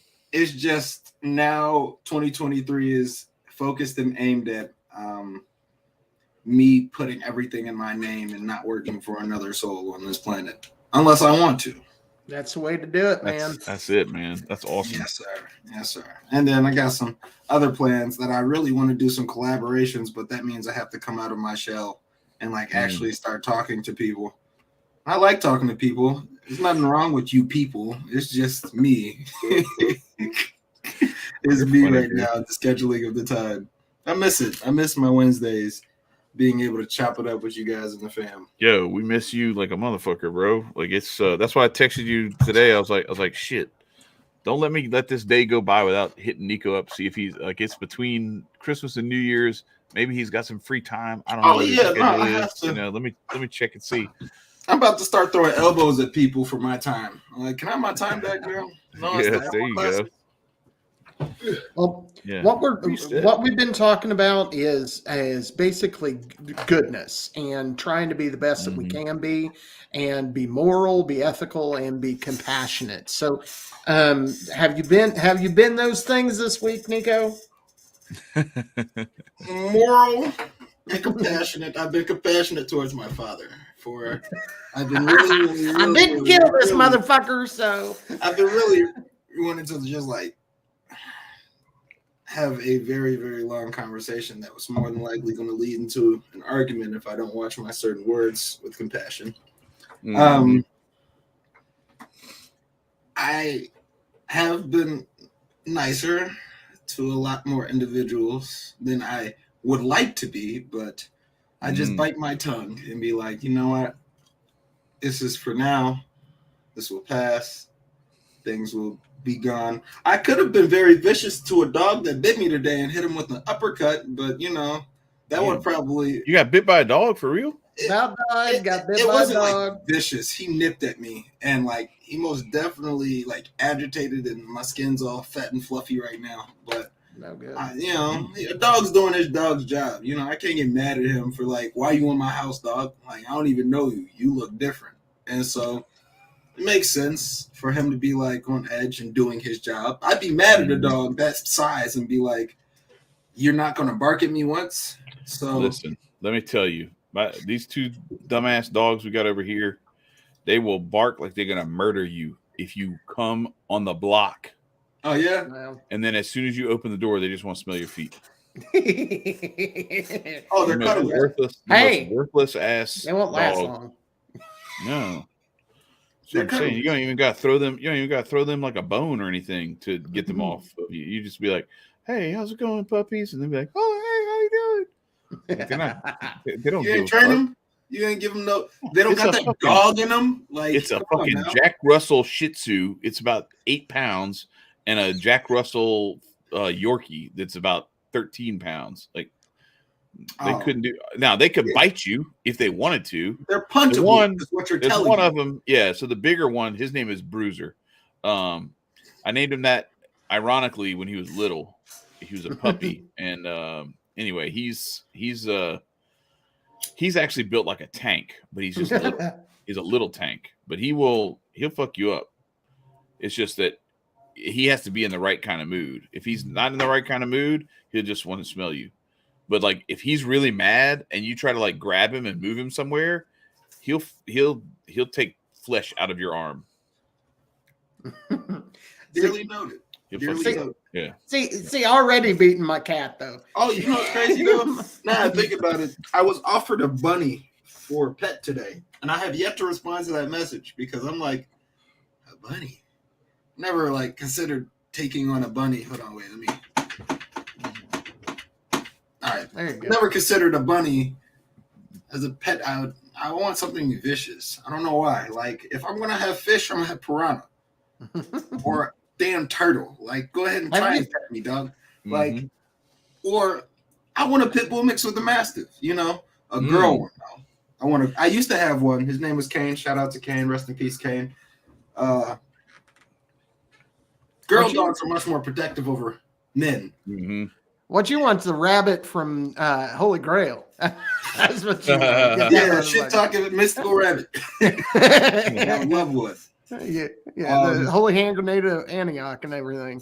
Right. I would say, for the most part, I've been compassionate because there's been times where I've been egged on and had possible situations where I could have started some shit and stirred the pot, but I was like, Jesus wouldn't want me to do this, so I'm not going to do it. Mm. Right on. So, but instead of me saying I got to hold my tongue, now I have to formulate how I think about it. Mm-hmm. And change the way about how I think about things so they don't agitate me and they can't. And we always have a good and good because it's always getting better and better, no matter how doom and gloom things may look. Right. I still think things are getting better, though. You know, I really do think that, you know, I'm not saying that in the overall trend we're not still moving downward, but I think we're moving back up for at least a hill. And I really do feel like things are starting to turn around. I think people are pretty fed up. And I think goodness is going to make a comeback in 2023. And I think that my goal will be to keep it going, you know, to try to get these ass clowns, because they showed us who they are. Now we just need to highlight it. We just need to say, hey, before you thought they were just crooked. Nope, they are criminals. They are absolutely trying to fuck you over. Well, and the other part of it is that we need to show them who we are, and by that I mean we need to show them that we are not them, that we are not that we are the goodness, and that we're going to be the ones who do the things that we wish they would have done from a compassion standpoint, from an understanding standpoint. Not to say that we roll over and just take whatever they are willing to dish out, but more so that we don't look to mete out some sort of revenge, because there's a lot of that I'm hearing from a lot of people. Not us, but you know, there's a lot of people out there who want a pound of flesh for what happened the last couple of years, and I get it, I understand. And there's maybe you may feel as if you have a right to. Yeah, there's some validity to some of it. If you like got fired and lost wages, like you need to be made whole. That's fine. No, but this stuff trying to be punitive is like that's where you just create it, because what the powers that be, and really what we're talking about is the powers and principalities that are behind all this stuff, the spiritual evil that is kind of, you know, the puppeteers for the people who are doing a lot of the stuff that has been really upsetting to us, is those powers and principalities they're perfectly fine with us bringing down the hammer on the people who brought down the hammer on us. But that's what they want. Mm-hmm. They want that, so therefore there could be much more division. See, like what we should do instead of not what we should do. I really want to say it. Because say how you want to say it, man. Spit it. What we should do is, instead of inciting people to be like, Hey, you know that politician that signed a bill for you to get fucked over when you had to get that vaccine for that job, and you couldn't do it because you were like, I'm trusted, and then everything fell downhill from that. Mm-hmm. Instead of giving up their addresses and making it legal to go ransack their cribs and all that, this, that, and the third, and people just want to do what they did and start rioting and shit like that. Mm-hmm. Like, people legit need a step back. Yeah, For sure. Like a fat ass step back. And I'm talking about when everybody went back to like, they couldn't leave their house. So for like 2 weeks, the air got cleared up. Mm-hmm. We need that shit actually during the winter months. So they got this fake ass New Year coming up, and I had a new ideology / philosophy. I'm going to celebrate the death. That's what we naturally do. But I'm going to celebrate the death of the old me and how I perceive things, bringing in the springtime of really like embracing that new happy me. Good. And I dig that. I fuck with that a lot. That too. Yeah. You got to like really understand, like, since they did a whole switch up on the calendar, you have to play along with their game, but alter your reality and create and conquer your reality. Agreed. Yeah, and one of the things we need to get through our heads too is, we've talked about the occultocracy and how these people that we're facing are, they think that they are just, trying to be masters of this world. They don't believe that there's any existence past this. One of the things that occurred to me is that the people we know, that's true of. That's what they think. They're more or less atheists, and they think this is it, and they're trying to get this realm conquered. I thought you said the shrooms. Yeah, the shrooms conquered. I'm trying to get the shrooms conquered. No, they're trying to get this place conquered. Yeah. But something above them is 100% certain that they're wrong. They're somebody who is out there doing some evil ass shit in the name of I'm going to control the world. Someone above them is the devil, is a demon, is something bad, and knows that they're doing bad things. All right. That's what's beautiful about our side of stuff is we know we're good people. We fuck up, we make mistakes, but we try very hard to be good. Those people are trying very hard to be evil, and they make the excuse that they're, providing money for their family, or they're doing all this stuff by, stomping on folks.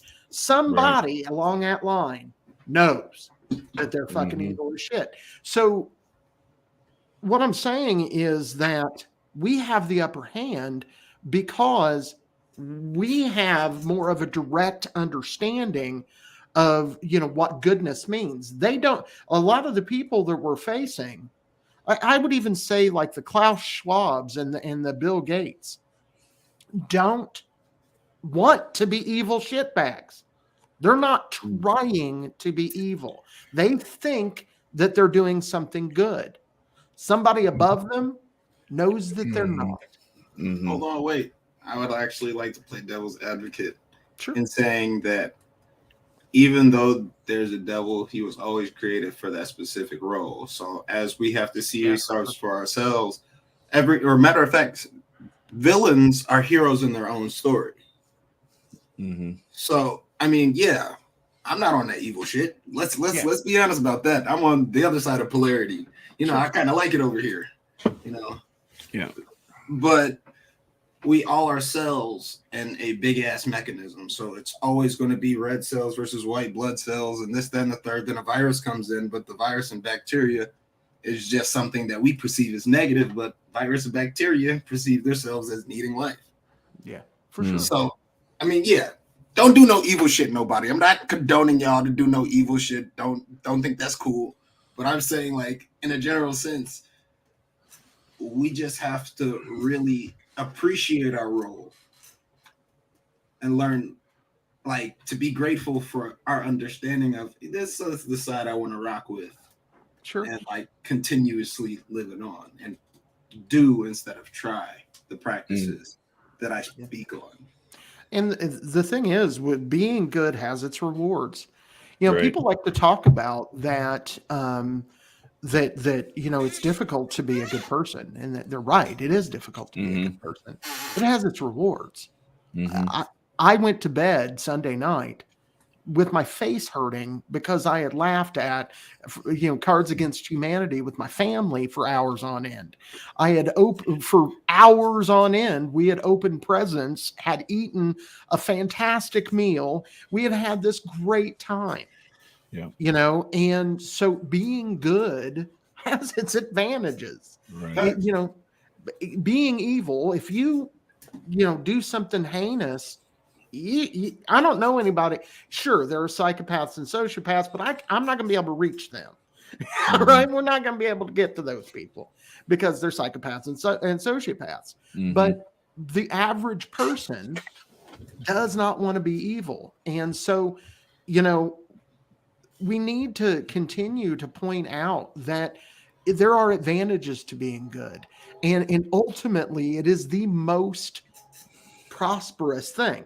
Whether it is better, like we were talking about with the neighbor that was noisy earlier.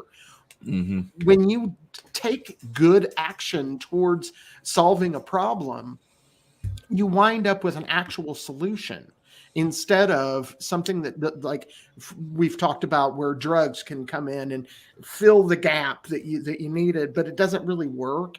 That's the kind of thing that evil does all the time.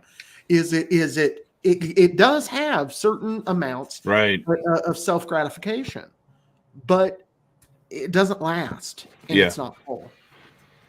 It's the drinking salt water deal. Like if you drink salt water, you're out in the ocean, it's like, well, I'm thirsty, so I got to drink salt water.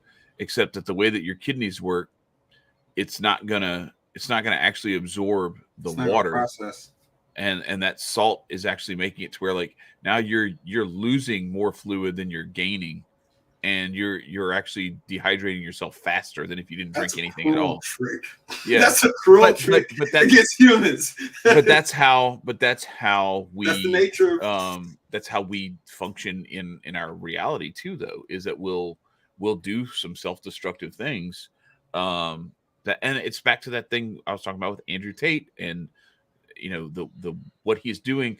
And this is the crazy part about it. Just like the salt water, there's some stuff that Tate says that's like really good and is actually useful, and is, it's like, hey, take care of yourself, get yourself in shape, stop being lazy, stop being, stop, watching porn all the time, and do, like there's some stuff that like can get you off of some really bad habits into some good habits.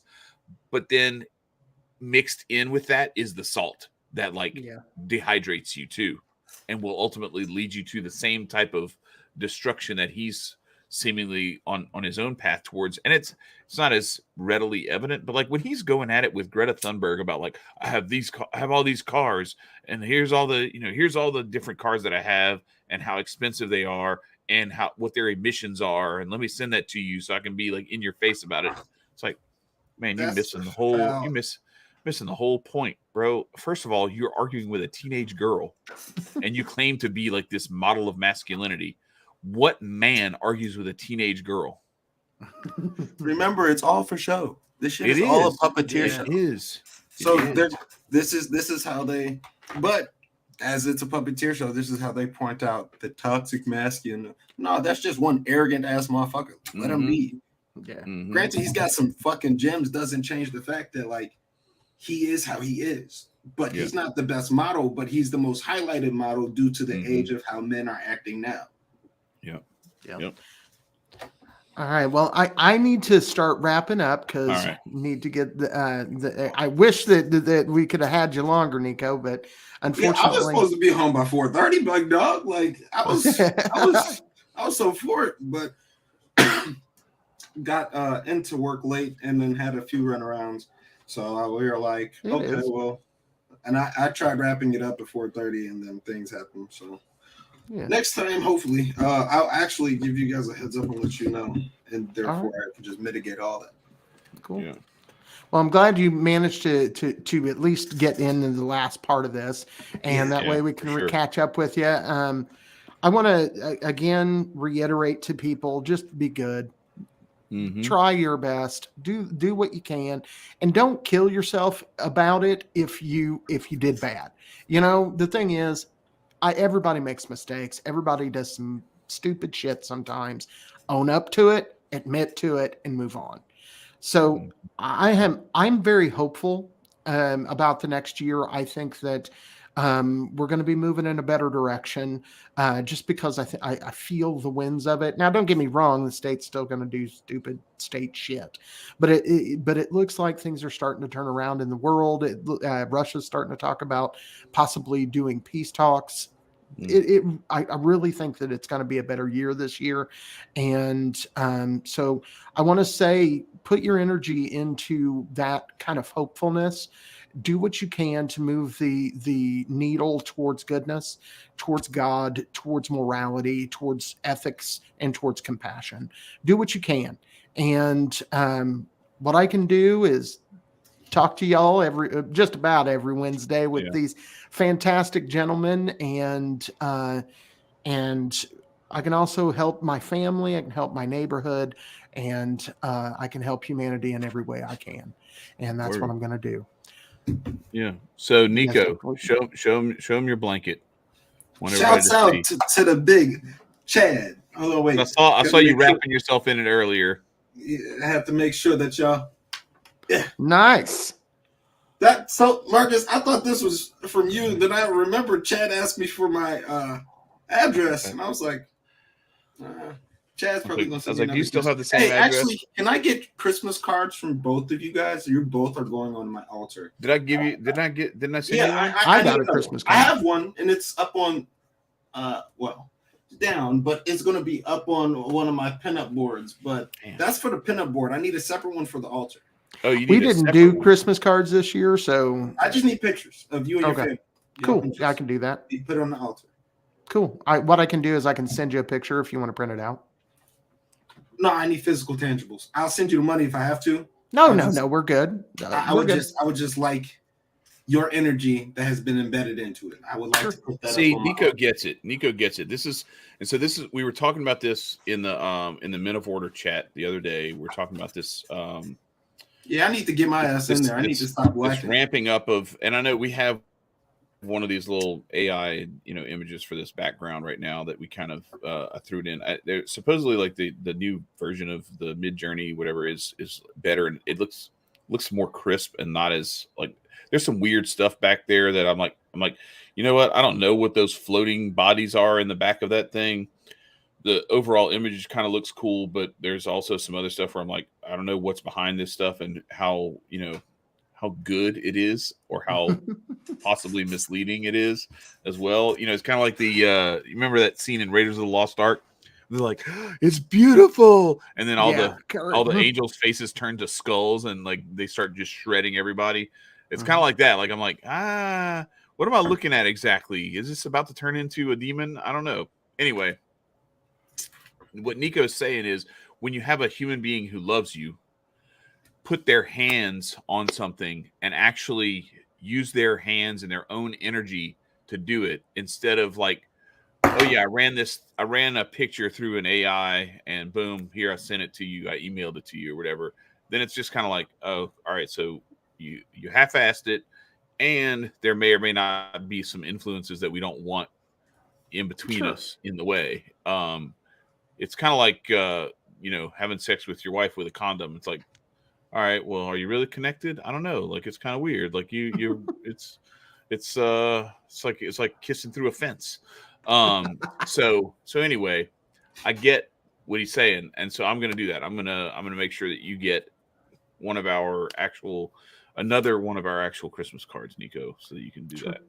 And we're planning on getting some pictures soon anyway, so I'll get you some pictures. Just the tangibles, baby. Just the tangibles. That's all needed and necessary. Brother, like me as Saint Michael or Archangel Michael. That's my nigga. Like he really be looking out for me. So I gotta. He's a good one.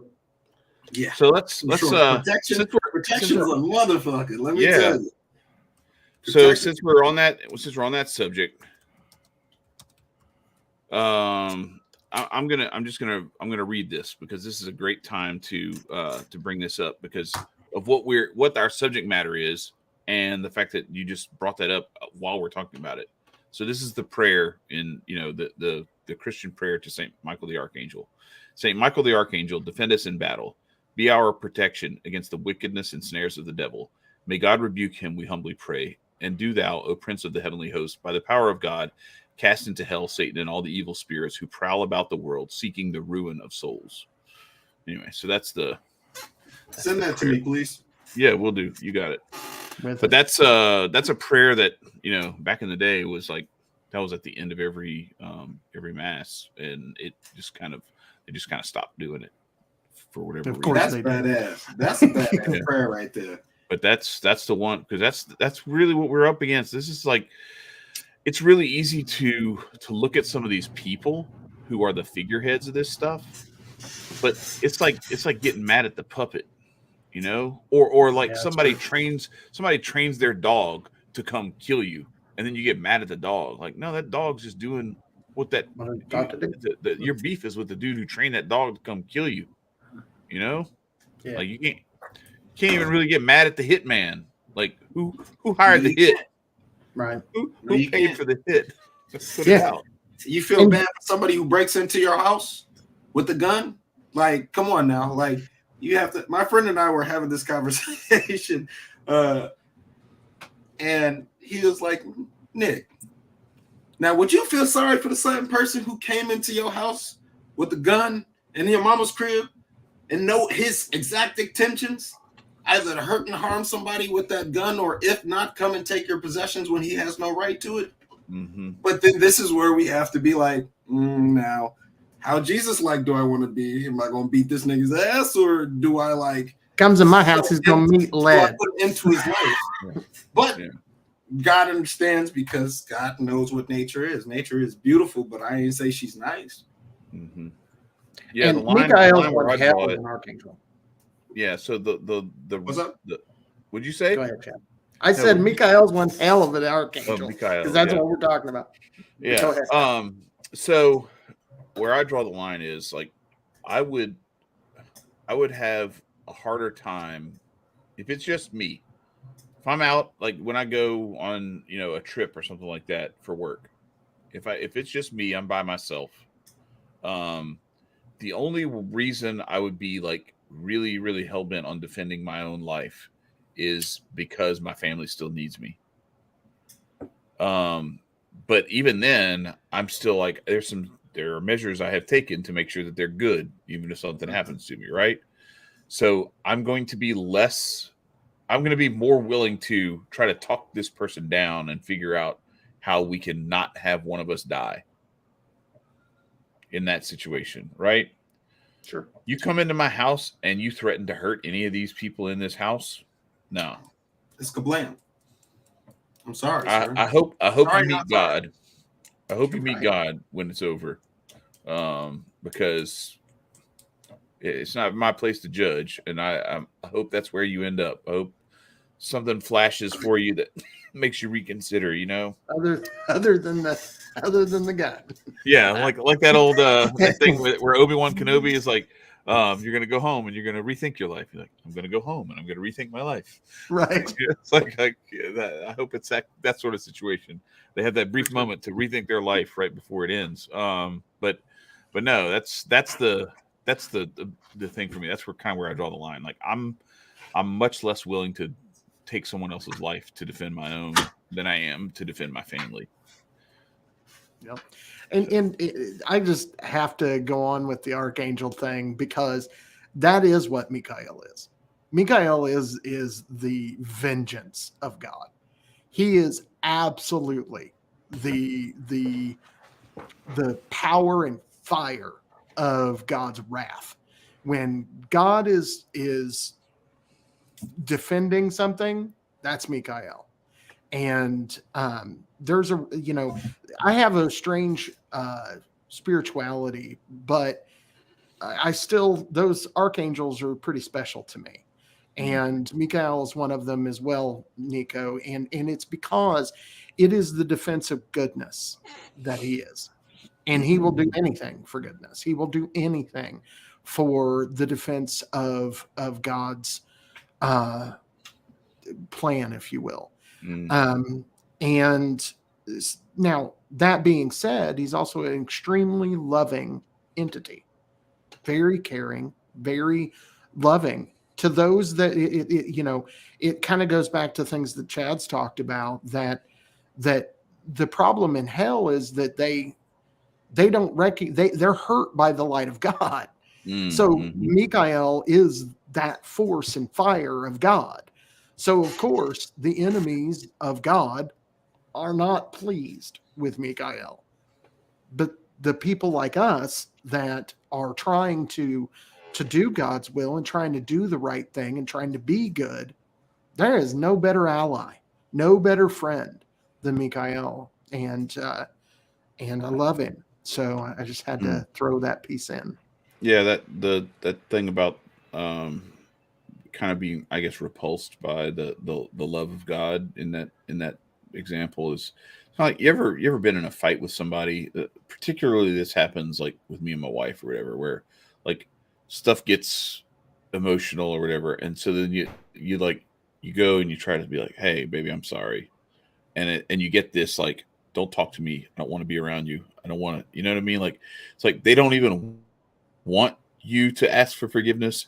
They don't even want you to say I'm sorry. They don't want you to tell them that you love them, because in that moment their pride is so hurt, their ego is so hurt, that for that brief moment they would rather be separated and stay angry than to be reunited and reconciled. Yeah. And that's what it's a human trait, a human flaw, is that we have that tendency, even with God, to say, no, God, I don't even want you near me. Yeah. Because and in a lot of cases it's mostly that pride manifesting itself as like this false humility and shame of, I'm too ashamed to be, worthy of you and to be like to accept your love and your forgiveness. So I'm going to stay over here and, navel gaze and wallow in my own self-pity. So anyway, that's the way that it kind of, if that helps to make it make sense to people. Sure. Anyway. So you guys have anything else to say before we go? Yeah, one thing. I don't know why, but like you said some stuff earlier, I just wanted to say it, but I wasn't quick enough with the truth. I'm just saying it. With the random pause. At some point, you said some pause-worthy shit. That's right. So I just had to throw it up there. But you asked me, you're like, you have anything else you want to say? And I was just like, yeah, pause. There. That's what I want to say. Right on. Well, I love you guys, and likewise, bro. And I'm glad, Nicco, that you could come in tonight. Absolutely. And I'll try to get you those pictures soon. We're going to be busy most of this weekend, but I will probably be in a store at some point to where I can get that printed out for you. Anyway, to everybody, try to be as good as you can and stay free. Do be as good as you can. New Year.